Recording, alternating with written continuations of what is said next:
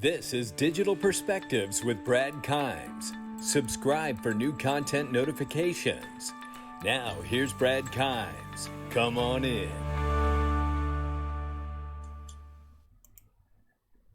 Ladies and gentlemen, we are back live. Welcome back to the show. You can follow me on Twitter at BackupBradley above at the top of the screen, and everything we're talking about here today.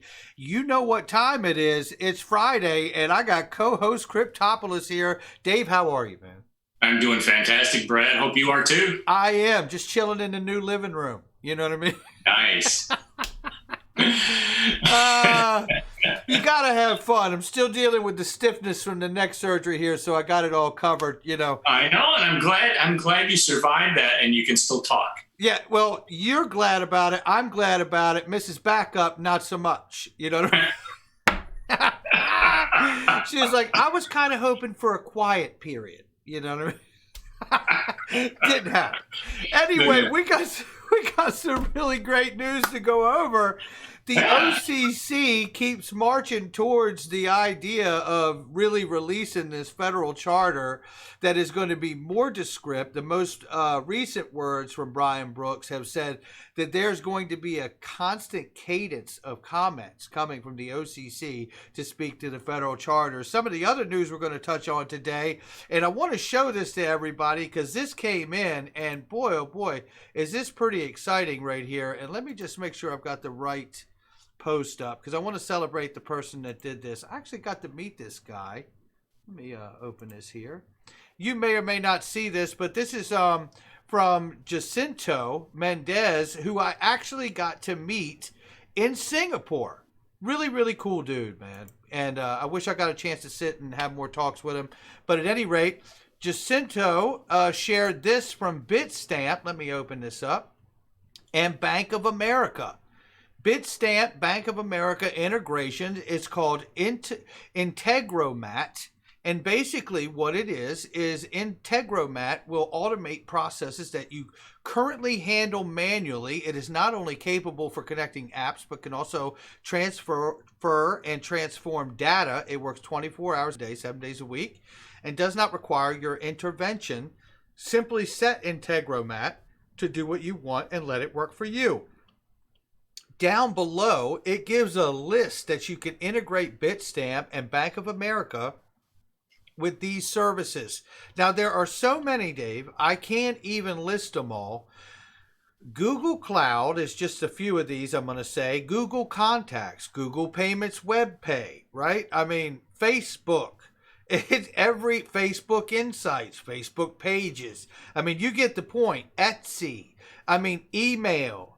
It is endless, the connections, Calendly or whatever it's called, Facebook Messenger. I mean, every app that is connecting the human population together on the internet basically is an easier way to say this.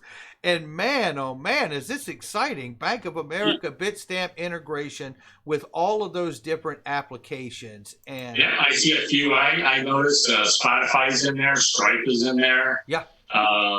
Spark Post is in there. There's a lot of big players, so that's very, very exciting. Really, really exciting news. You know, it tends to make me feel like, you know, some of these NDAs are starting to burn off, and we're starting to see some of how this new fintech, new innovation, blockchain and crypto are beginning to converge and marry with the traditional markets, banking and otherwise. Isn't it exciting? Absolutely. Now, I'm not sure if you saw it or not, but I also put out something about Bitstamp yesterday.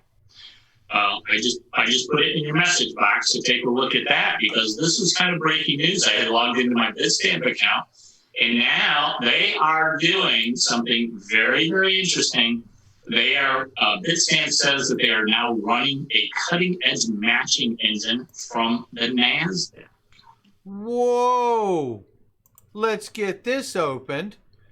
Wow. This is the stuff we want to hear. I got to tell you, I mean, this is so exciting. Here it is, ladies and gentlemen. Bitstamp now runs a cutting-edge matching engine from NASDAQ. Yes, that's right. I did cover this yesterday in a piece of news. Dave, talk about this a little bit here. Yeah, so it looks like what the NASDAQ is doing is licensing their technology. We know that already. We've seen that a couple of times before. They're licensing their technology across different exchanges to get a matching engine. So here's where we're closing the arbitrage opportunity in crypto so that all of the exchanges have data from other exchanges in order to correctly, and remember we've talked about this so many times, it's price discovery. And when we have exchanges in South Korea not matching the prices in the US or in Australia, it really causes a bit of a problem because there's a huge arbitrage opportunity. And for those who were able to take advantage of it, like large hedge funds, they absolutely did. and it really doesn't, it's good for them, but it's bad, I think, for the overall crypto market. You really want to close that gap in price discovery. You want penny-wide spreads, you want really small spreads, and it makes for a more liquid market. Wow, I got to tell you, this is extremely exciting. MoneyGram, Dallas-based remittance company and one of Ripple's most prized partners, is expanding its presence into East Africa region by joining forces with Uganda's largest commercial bank. This is just worldwide when I see news like that, and I think to myself, you can't just focus domestically here in the States. We gotta bring this thing back to how fintech and blockchain and crypto are affecting the planet. Yeah, absolutely. So, we're still, even though we are immersed in this cryptocurrency world and ecosystem as whole hodlers, and we're just talking about it every single day, and we're so focused on it. You have to realize that the broader world, we are a tiny percent of that world, and it hasn't even broken the surface yet. Absolutely. Digital Currency Group just purchased London-based exchange Luno as well. Yes, DCG expanding its borders and reach, right? Absolutely.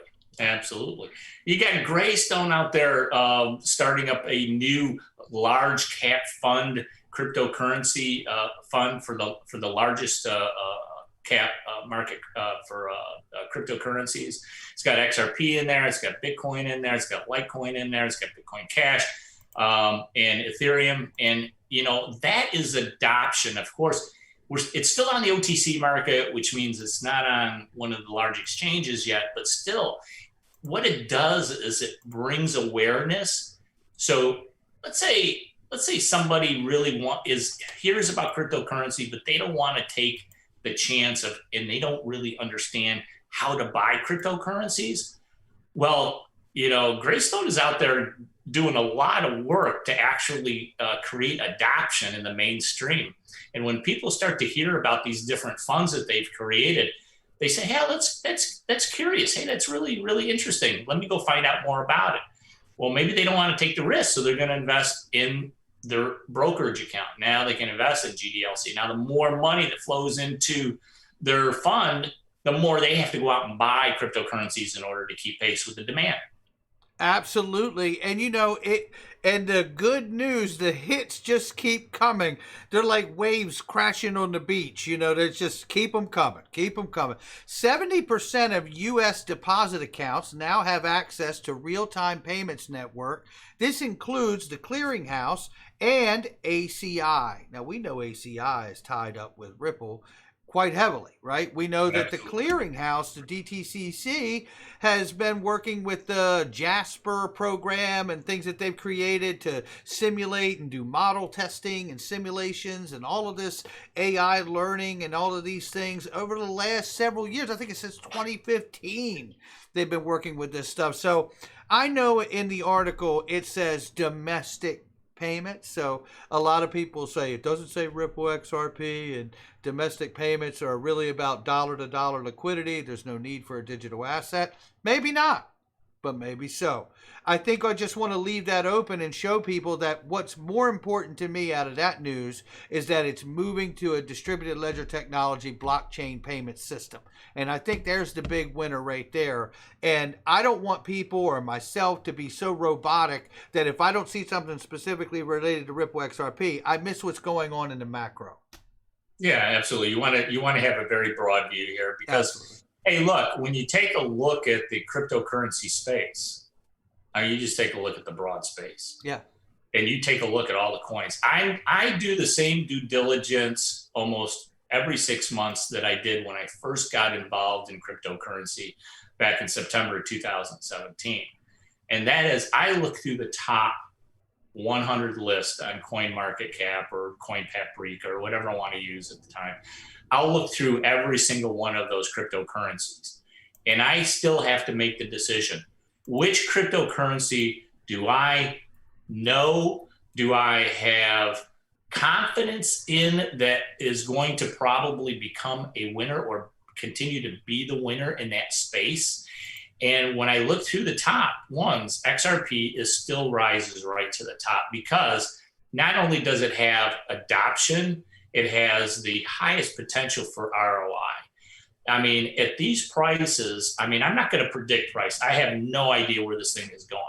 But I think what's going to happen is that people are going to start to wake up, especially in the institutional space as more adoption comes in for institutions to adopt. The reason why, though, it may not be apparent to everybody.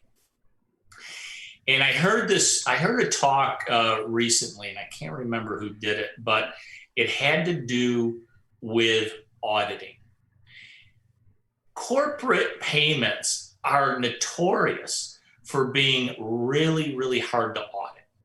There's a lot of waste, fraud, there's so much going on with corporate payments.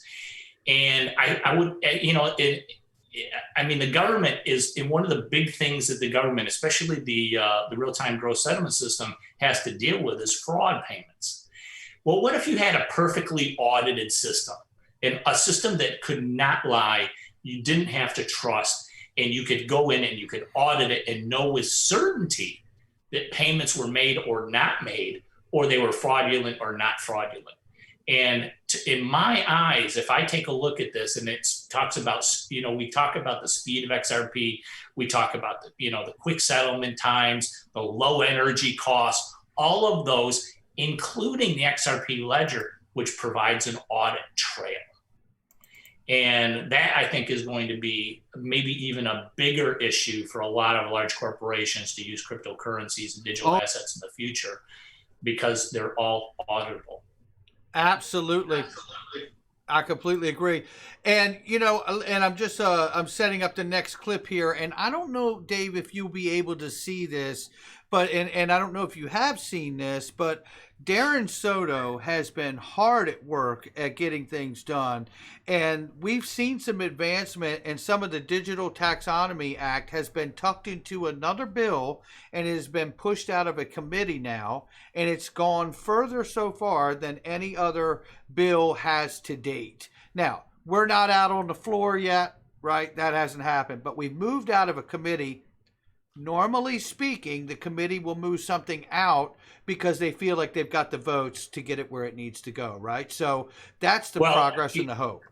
Yeah, exactly. So the confidence here in getting this thing passed is the fact that it's not in committee anymore. Yep. That's where they iron out all the final details, and they want that thing to shine. And they also have the support to get it passed, yep, or at least they think they do when it comes out of committee. Otherwise, they're not going to let it out of committee. Exactly. So, there's a lot of bills that don't pass, and sometimes people change their mind.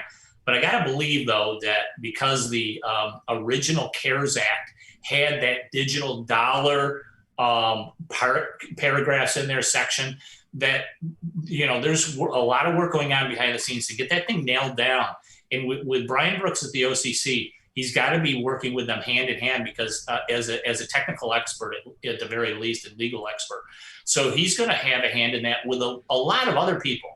And if it's out of committee, I got to believe they think it's a pretty good chance of getting passed. I do too, man. That is exactly what it sent me as a signal. It was like, wow, they feel like they got the votes for this thing, or they'd have never took it out of committee, right? That's just exciting. So now, here is a little 27-second comment, and if you can't hear it, I'll fill you in on what it says here, of Darren Soto talking about exactly what's happened. Cryptocurrency is also an exciting financial application for blockchain technology. It's a way to help small businesses do international transactions without having costly exchange rates and other fees. It's a way for Americans to do remittances both at home and abroad. And cryptocurrency is also incredibly secure and auditable since the transactions are on a permanent digital record. This amazing potential is why we include parts of the Digital Taxonomy Act in this bill. More specifically, we instructed FTC. And basically what he says is the benefits of using cryptocurrency, if you couldn't hear it in the bill, and how, it's immutable basically, and, and the efficiency of using cryptocurrency for businesses and banks alike, that kind of a thing. Just a general overview of what he said. And that's why the best elements of that Taxonomy Act were tucked into this bill. So really exciting. Now, one thing I do want to highlight to people though, because it is Congress, right? And even though it may feel like they've got the steam, as you said, people change their mind, and sometimes these things die on the floor, right? It happens. What I want to remind people of is that here's where Brian Brooks comes back into the scene for me. Here's where FSOC, the Financial Stability Oversight Council, both regulatory agencies connected to the Treasury, come back into this for me. Because they can make decisions without Congress, and the decisions they make cannot be trumped by another regulatory agency. And it is important to note that we actually, as I say this, I want the Taxonomy Act and that structure and that framework, but we don't have to have it, right? We could get a regulatory sandbox and framework from these agencies like FSOC and OCC. The framework could come from the OCC for the federally chartered bank system, and the designation and the clarity of what XRP actually is could be designated a SIFMU or a SIFME, which is a systemically important financial market utility, or a systemically important financial market infrastructure. And this is not only just my opinion, it's cited in the Dodd-Frank Act on the FSOC Treasury website, as well as recently, just a couple weeks ago, the IMF cited the exact same thing about RippleNet getting a SIFME designation, and that was the International Monetary Fund recommending that RippleNet be designated a systemically important financial market infrastructure. What say you, Dave? Well, let me ask you this question. I'll answer that with a really simple question. It's no surprise. Yeah. But that's the answer. There's no surprise because we've been watching how they have engaged regulators, how they have placed on their board individuals who have those connections throughout government agencies, and probably have connections and do have connections probably all over the world. So it's no surprise. It's really no surprise. But I'm wondering, and I'll ask you the question this time, is what do you think will happen to the cryptocurrency space when we do get this kind of clarity within this bill passes? And now we have, the United States has always been the leader in a lot of things. I think we've fallen a little bit behind here in the cryptocurrency space. There's a lot of other governments that have stepped up and passed laws and passed regulations. What do you think is going to happen in this space? Are we going to start to see the clarity that institutions and corporates and banks and others have been dying for, really, and asking for the last several years? I think the answer is yes. The short answer is yes. And I would say that it comes down to a word that you said, it's clarity. I don't think at this point, let me just caveat it. I believe there will be many other rules for people to adhere to in the transacting, buying, selling, holding of cryptocurrencies. I think there's going to be, but I think that really is going to show up in a way of clarification. And I believe there's a reason why XRP was stopped short of BTC and Ethereum when they got their classification. And I believe there was a reason why XRP was stopped short. And I believe that reason was because of the special designation it may get, which I believe it will get, and that may come in the form of a utility token that is treated like a currency. And I believe it is a currency. And I believe because of that, Brad Garlinghouse had said a while back at the Economic Club that they were already behind the firewall of the banks. Well, I just find it extremely difficult to believe that that could happen in any shape, way, or form unless the banks understand it ultimately as currency too. But I don't believe for a second that the banks would ever dare put the cart in front of the horse and begin to speak on this notion before a regulator or a regulatory body would. And I believe that's where it comes in. And so I believe, honestly, and to put it in perspective, if they were to announce today that XRP is effectively a currency, I literally believe in short order that XRP would begin to move to when moon status, because I know that banks are already regulated to deal with currency. All of the framework, guidelines, and guidance for banks in the banking system are already in that respective area, framework of dealing with currencies. So if it's a currency, we can go to work with this thing tomorrow morning. But the question that still remains here is the path that currency travels on, and that's the protocol, right? And that's why I've always believed not only Ripple Net, but I believe the ledger itself be deemed a public good or get some kind of a systemically important financial market infrastructure status, because it needs to be held to a heightened prudential. It doesn't mean that it would cease to be decentralized. I think it stays and remains a decentralized network, just like the internet protocols are today. But I certainly believe that they have to address what the railroad tracks are, because the liability issue of when I hit the button to pay, it's 3 to 4 second settlement time, damn near instant, they say. Well, at that moment between the sender and receiver, it's on the railroad tracks, right? And who's liable when I let go of it? At what point is the accountability off of me and now on the receiver? You know what I'm saying? And at what point do we have to call Ripple because of something that happened with a decentralized ledger event that hasn't happened yet, right? But there's a liability issue if I'm using the payment rails, just like when they started being able to make payments by phone, right? Or anything else, so that or you and I using a payment portal through a website to pay somebody. What happens if that transaction goes awry or messes up, right? I mean, this is the issue that has to be clarified in my mind. Well, here's the beautiful part about the XRP ledger is that the XRP never really leaves the ledger. Exactly. It's just it's always on the ledger. It's not actually going from you to your bank or your bank to you. It's always on the ledger. There is no rail as far as the actual token goes. Right. It is the protocol, and it's the messaging system. That's right. The only thing that get messed up is the messaging system. Exactly. And that's the beauty of it. So if the messaging systems gets messed up, it doesn't mean that your token is lost. It's still on the ledger and it's still under your control until it is actually transferred to another address. Exactly. And there it is, right? So they, in my mind, need to absolutely give this the status it needs to hold it at the heightened prudential with whatever the classification, honestly, that they need it to be, because it was designed for them and not us. I mean, we were in this. If you put in the wrong address. Yes. So let's say you want to send an XRP to somebody and it's the wrong address. What happens? It doesn't go there.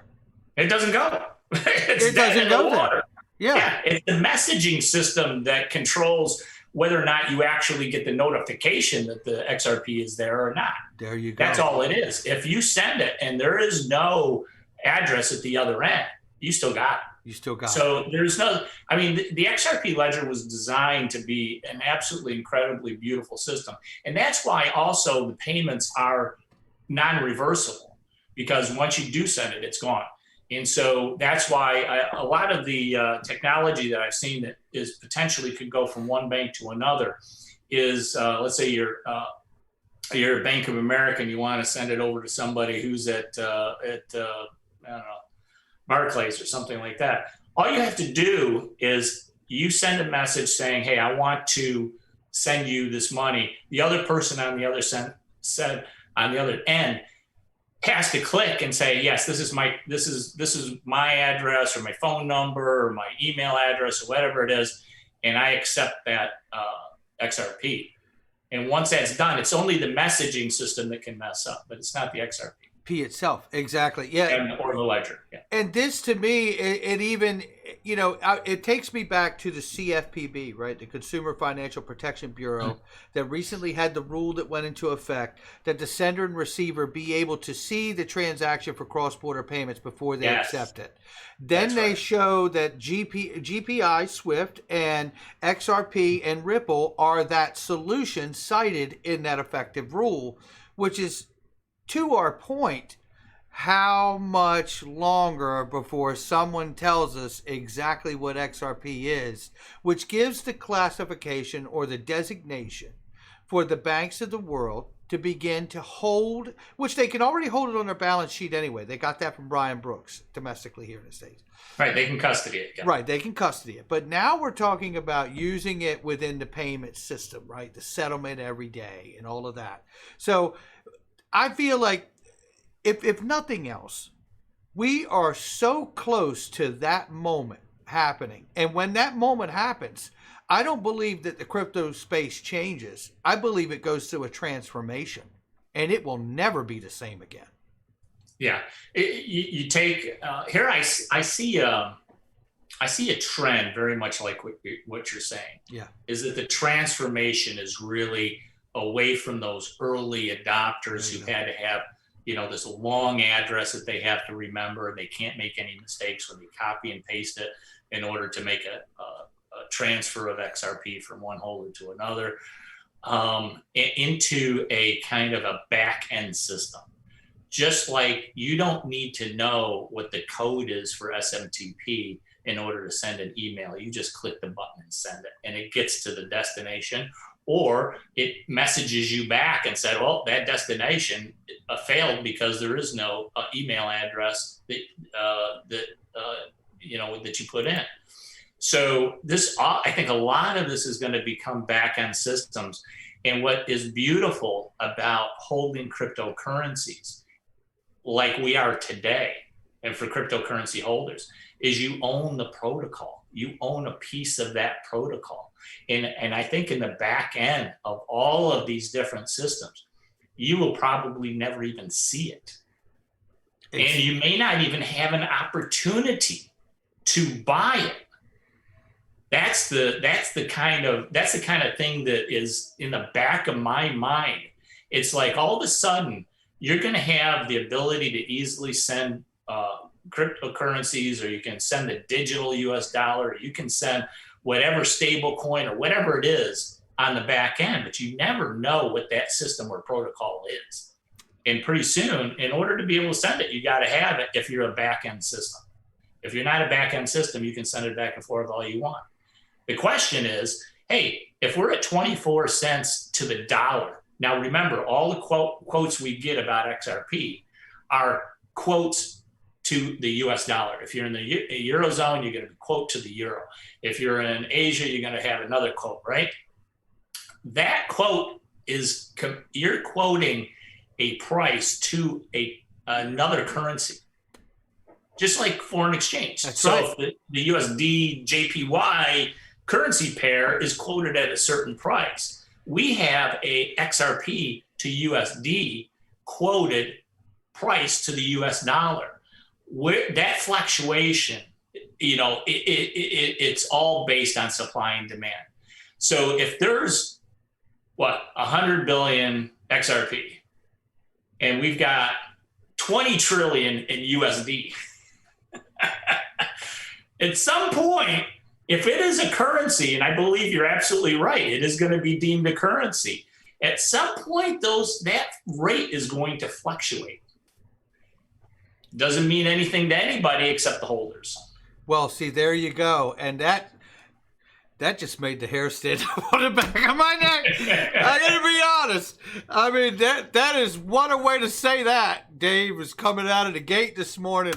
To your point about where we're going, with this, internet and the addresses and the condensing of these things. I've got a 1-minute clip of Tim Draper discussing the unstoppable domains that I've been talking about on here, and you've been talking about too.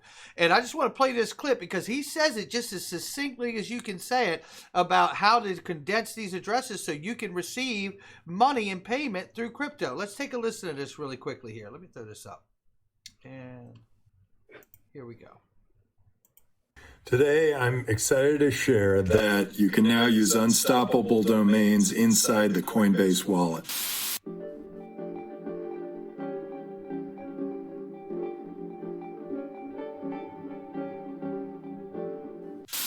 You can send money to timdraper.crypto. Yeah, don't do that. But anyway, you can send money to timdraper.crypto, and you don't have to know my public address, and it'll come right to me. And so it solves all the complications of sending Bitcoin or any other cryptocurrency, because the public address is now yourname.crypto. So make sure you go sign up for yourname.crypto.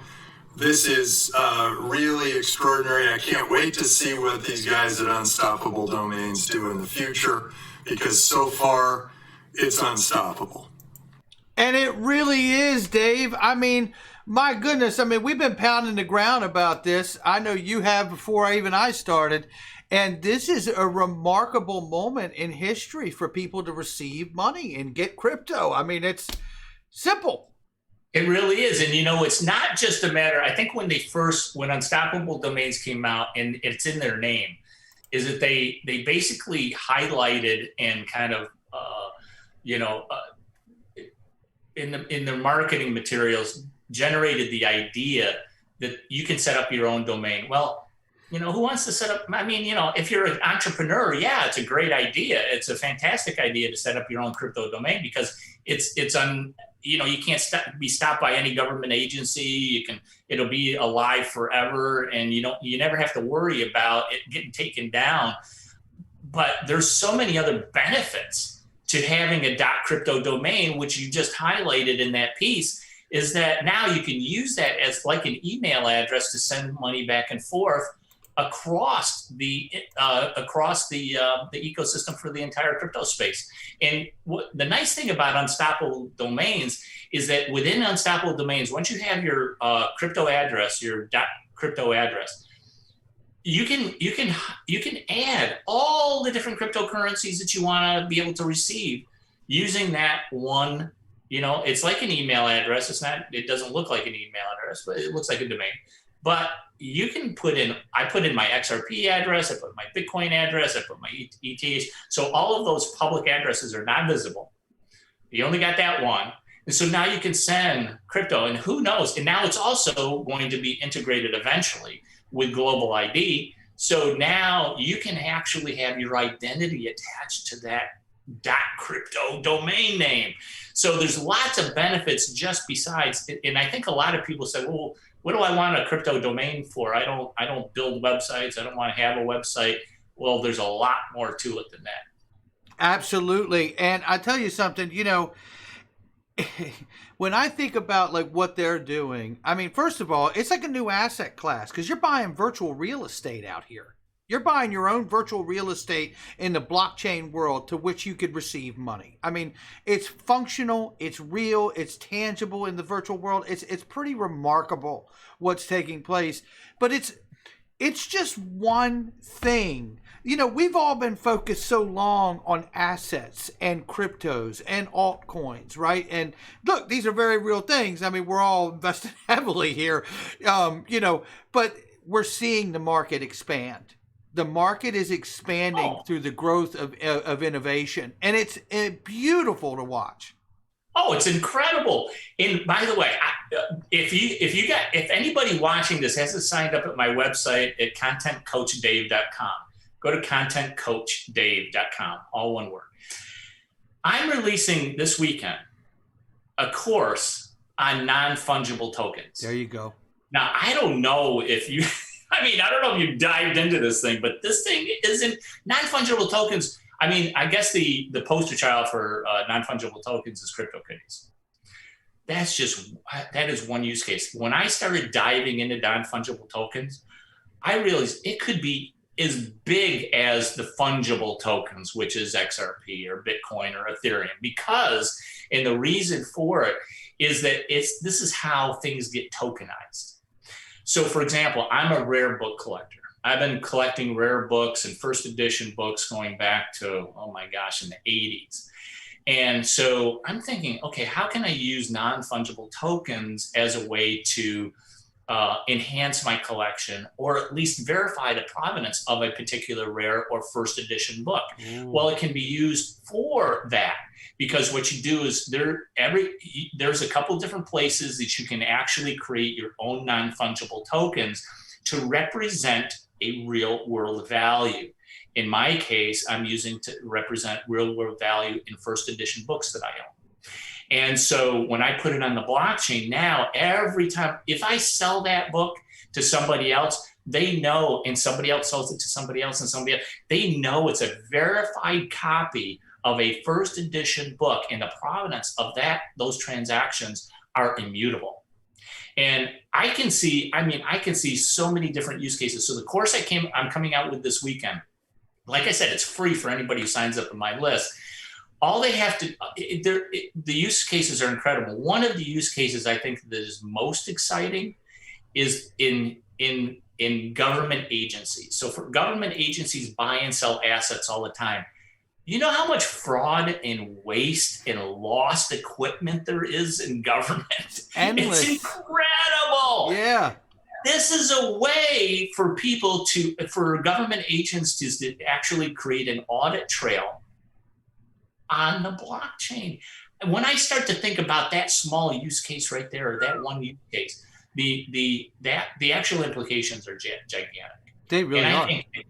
Right now it's a very small market, but I think it could be huge. Oh, it is huge, and you're pointing out a huge use case that's really yet to be explored, right? Oh, yeah, absolutely. I mean, I have so many ideas about the use cases for non-fungible tokens. I'm excited. I'm thinking about starting a consulting company, just helping corporates and government agencies getting into and creating for themselves an audit trail of all the assets that they own. That's remarkable to me. I mean, you're talking about, you know what this is? This is that moment where you're talking about an idea that will actually become a standard. Yes, absolutely. It will become a standard. It will become a standard. Yeah, and now Ethereum is a leader in non-fungible token assets. They have the ERC 721 standard that they're using in order to generate non-fungible tokens. But there's some other agencies or standards that are starting to be developed, and I think it's just going to continue to grow. I think it's very, very exciting. I'm kind of semi-retired at this point at 62. I'd rather play golf than start a new consulting firm. The opportunities are just so incredible. I can't take my mind off it. So I might have one more shot at a new business opportunity. And by the way, shout out to Dan at Tradingology. Yes. Dan and I have partnered up, and we've got all the courses that I created about trading on stock markets at tradingology.com now with Dan. And he's doing a fantastic job over there, mentoring and coaching people on how to trade successfully. So shout out to him. But I started that business a long time ago, and I'm excited. I was excited about that, and I'm excited about this opportunity with non-fungible tokens. I mean, I just think it's incredible. Oh, no, it is incredible. And so is Dan from Tradingology. And I'm going to be working with Dan. And I've just been so busy consumed with, the film, the documentary, which is coming along nicely. And we've been through a rough pass of the all the chapters of the documentary, and very excited about it. Mike Jansen's working really, really heavily on it. And shout out to Mike. Yeah, shout out to Mike for real. He is amazing at what he does, man. No question about it. But so is Dan from Tradingology. Shout out to him. I will be working with him. I just haven't a chance to get around on him. On the sundial ends up going around on me before I get a chance to get in and everything. But he's on deck. He'll be there for a long time. He I would say in the 40 plus years that I've been in the stock market and investing, he is one of the sharpest guys I've ever met. Wow. And he really has his stuff together. Yeah. I mean, if you want to be successful, and if you want to, I mean, if you're, hey, look, not everybody is suited to trade. That's right. But if you are, he's the guy you want to look up. Yeah, no doubt about it, man. Well said. And speaking of tokens and things that we were talking about, moving the conversation to central bank digital currencies, Dave. Whoa. Yeah. Christine Lagarde, man, she broke it open, didn't she? She broke it open. The European Central Bank will soon publish a report on issuing a central bank digital currency, but we won't make any decisions till we get public comments first. Yeah, of course. It's a small detail. Yeah. I got a big sneaky suspicion that it's happening anyway. Well, I used to work. I worked in government for about 15 years, and I was the deputy commissioner for the city that I lived in. And here's how the process works. We get together with the consultants. If we're doing a real estate project in the city, we get together with the consultants. The plans are all laid out. We've already got the blueprints. We've got all the land deals done. We've got all the land permissions required done. We've got the engineering team on it. We've got zoning on it. We've got everybody on board already. Oh yeah, okay. So we need public comments because we use public funds in order to do monies in order to generate this. All right, let's get some comments. But there's also a practical reason why it's done behind closed doors first before it's released to the public. And that is that so speculators can't come and buy up the parcels that we need in order to complete the project. Well said. So if that should happen, the prices are going to skyrocket. If they know we're buying a corner here and we're going to redevelop that entire block, well, they're going to come in and just scoop up the prices, and then we won't be able to, we wouldn't be able to cost effectively do the project. So there is a practical reason for keeping a lot of this stuff behind closed doors. Yeah, no doubt about it, man. That is a great point you're making right there. And look, it's the on and off ramps to this digital world. It's the on and off ramps to this digital world. If we are going to get people that, look, we're speculators. We're like gold speculators who are out there in them hills, digging to find the gold. And, not everybody's suited for that, just like they're not suited for trading, as you mentioned, But what we're talking about now is the on and off ramps for society. Not just speculators and retail investors, but for society to participate in a brand new financial system that involves digitization of every single thing that exists. That's right. And one of the big insights that I had over the last couple of weeks since we talked last is really this idea of an audit trail. Yep.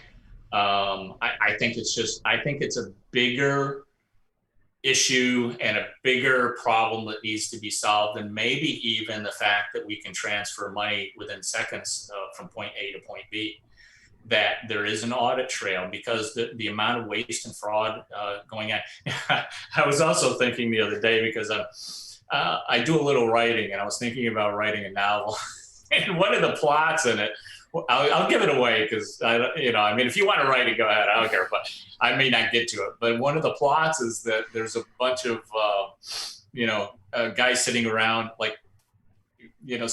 a coffee table, and they're saying, "Well, geez, we can't rob banks anymore because there's no cash in there. How do we actually rob anything anymore because there's no cash? Right. You can't go to a corner grocery store and rob it anymore because there's no cash in there. There's no, all of these things. And you're talking about, back in the 70s and 80s, there were people who had suitcases full of cash.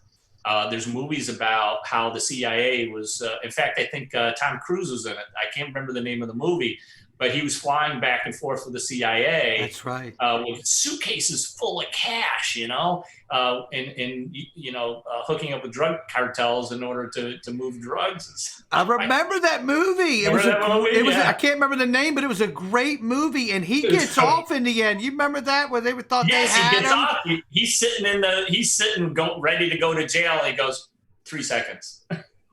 3 seconds. 3 seconds. 3 seconds. What? You're going to get a call in 3 seconds. Yeah, and I'm out of here.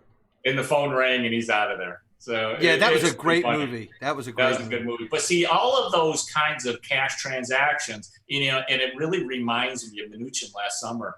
He came on TV and CNBC he was on, and they said, well, Bitcoin is, used for illicit activities. And Joe Kernan on CNBC said, well, so is cash. And he goes, no, cash is never used for illicit activities. It just cracked me up. Yeah. I mean, it's just hilarious. So, if they eliminate cash completely, it's going to eliminate a lot. You can't rob a bank anymore. Yeah. What are you going to rob? Yeah. Nothing there. And it's on an immutable pass, so they know that they gave it to you. Chairs out. Yeah. That's right. It's like, well, they're going to know where to come get you because we sent it to your phone. You know what I mean? Exactly.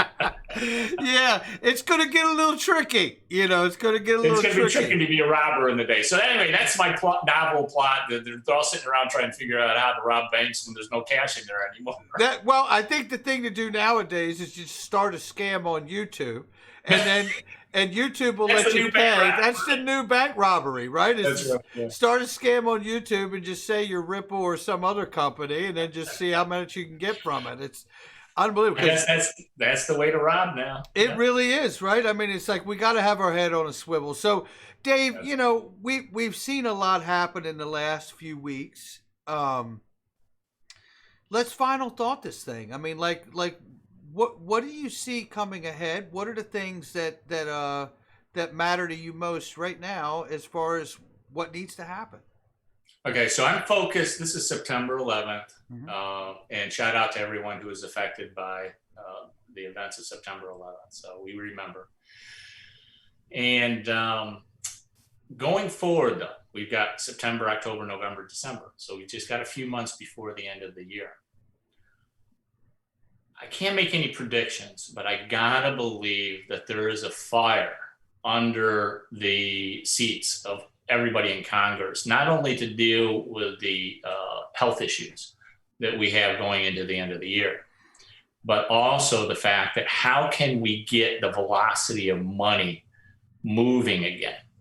And so that's kind of really been on my radar, is the velocity of money has just dropped like a rock. And a lot of it has to do with the fact that cash is not being transmitted from store to store or anything else. We talked about this before. Well, one of the ways that they can do this is by instituting the digital dollar and by getting that done by the end of the year. So my radar, my focus is right now looking for signs that they are going to get this legislation passed, and the digital dollar is going to be instituted in just about everybody's bank account by the end of the year. That's my focus right now. That's kind of what's on my radar, and I think it's going to happen. I would, if I said that last year at the same time in 2019, I'd say the chances of that happening are less than 5%. This year, I think it's greater than 50%. Wow. Well said. Yeah, I'm going to build on your point. I think we're at that moment where we see a digital dollar, digital wallet, because again, I believe it's so crucial to getting everyone to participate in this new digital financial system. And it is going to be a key factor to the velocity of money to an economy that was deliberately shut down. You make an amazing point there. And that is what's missing. Right? We need to get the exchange of money and the settlement of transaction to the next hand as quickly as we possibly can. And ultimately, the long-term goal is the long game that Ripple's been playing, and that is to get the accelerated use of XRP to be held as the holy grail and to eventually use it so they don't have to pre-fund dormant accounts around the world to make these settlements, which can again accelerate the fuel and the use of the velocity of money through transactions as well. So Dave, this has been amazing, and I know I just want to say to the audience out there, you've had a lot going on. I've had a lot in my life, squeezing in surgeries and things of that nature. But it is always great to be able to sit down with you. And I did a little tribute in the front of my video this morning for everybody on September 11th. And we will never forget, and we will always remember. And my heart goes out to anyone who was affected by that day, and first responders and people that were lost in that attack. So I want to thank you for being here, Dave. No doubt about it. Well, thank you, my friend. It's always a pleasure to be with you, and missed you the last couple of weeks. It's part of my weekly routine that I enjoy immensely, and I just hope everybody out there is well and safe.